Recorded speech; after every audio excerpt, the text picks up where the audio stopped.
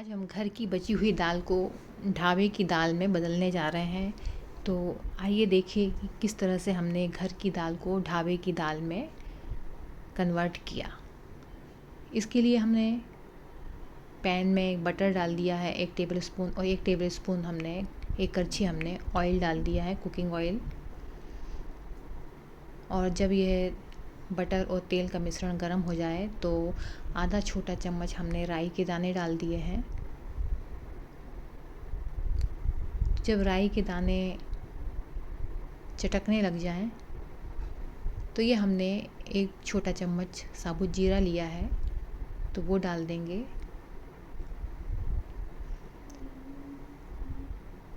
Butter के कारण झाग बना है, इस कारण नहीं दिख रहा है। और सूखी लाल मिर्चें भी हमने ले ली हैं, उनको तोड़ के रख लिया है।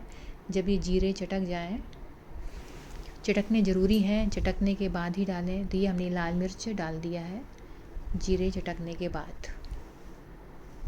ये है धनिया है, साबुत धनिया, जिसको हमने हल्का सा दरदरा कूट लिया है, तो वो भी डाल दिया है। इसका पाउडर नहीं डालना है, बस दरदरा करके डालना है। पाउडर करके डालेंगे तो उसका जो फ्लेवर है उड़ जाता है। 1 बड़ी प्याज है, उसको हमने बारीक काट लिया है, तो फिर वो डालेंगे। जब जो धनिया हमने डाली है वो हल्की सी भुन जाए तब प्याज डालना है,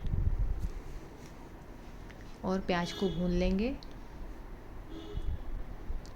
नमक हमने प्याज के हिसाब से आधा चम्मच डाल दिया है। लगातार हिलाते हुए प्याज को फ्राई कर लेना है। नमक डालने से प्याज जल्दी भुन जाते हैं। देखिए प्याज का कलर भी चेंज हो गया है, लाइट ब्राउन होना शुरू हो गया है।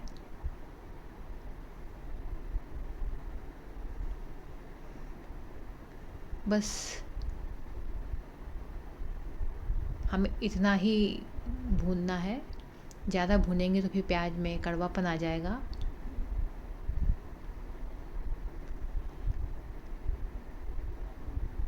लगातार हिलाते हुए, फ्लेम भी हमने स्लो रखा है।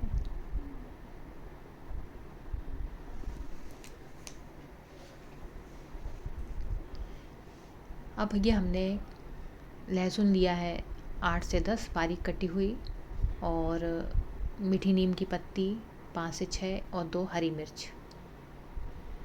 तो पहले लहसुन को भून लेंगे कुछ देर। जब लहसुन का फ्लेवर आने लग जाए तो मीठी नीम की पत्ती और हरी मिर्च डाल देनी है। बस ये ध्यान रखें कि प्याज पूरी फ्राई ना हो पाए, उसके पहले डालें लहसुन। अगर पूरी प्याज फ्राई हो जाएगी उसके बाद लहसुन डालेंगे तो प्याज जल जाएगी, तो इस चीज़ का ध्यान रखना है।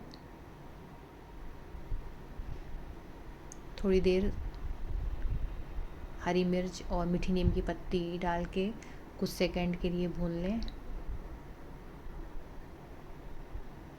क्योंकि इसमें फ्राई हुई जो ढाबे वाली तड़का दाल होती है, उसमें भी प्याज को अच्छे से फ्राई करना पड़ता है, कच्ची नहीं होनी चाहिए। 1 बड़ा टमाटर लिया है बारीक कटा हुआ, तो वो डाल देंगे।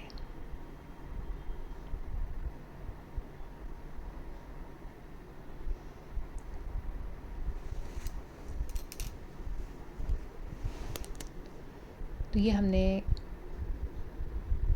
चूँकि हमने टमाटर और प्याज डाला, उसके हिसाब से हल्दी पाउडर 1/4 चम्मच, लाल मिर्च पाउडर आधा चम्मच। दाल में वैसे ही पहले से हल्दी पड़ी है, पर टमाटर प्याज के हिसाब से। धनिया पाउडर 1 छोटा चम्मच। यहाँ लाल मिर्च पाउडर हमने आधा चम्मच डाला है। थोड़ी सी ये सूखे मसाले कुछ देर, कुछ सेकंड भून के टमाटर डाल देंगे, और टमाटर को गलने तक पका लें।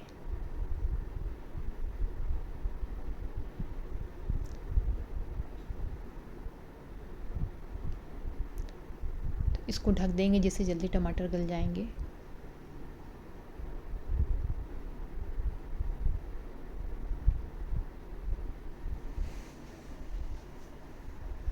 अब ये हमने दाल लिया है, ये हमने 1 कप डाल दिया है, गाढ़ी दाल है। आधा कप और दाल डाल दिया है, 1.5 कप,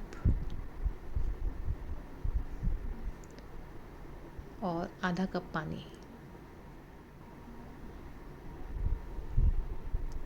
तो यहाँ पे हमने 1.5 कप दाल, आधा कप पानी डाल दिया है, क्योंकि दाल गाढ़ी थी इसलिए।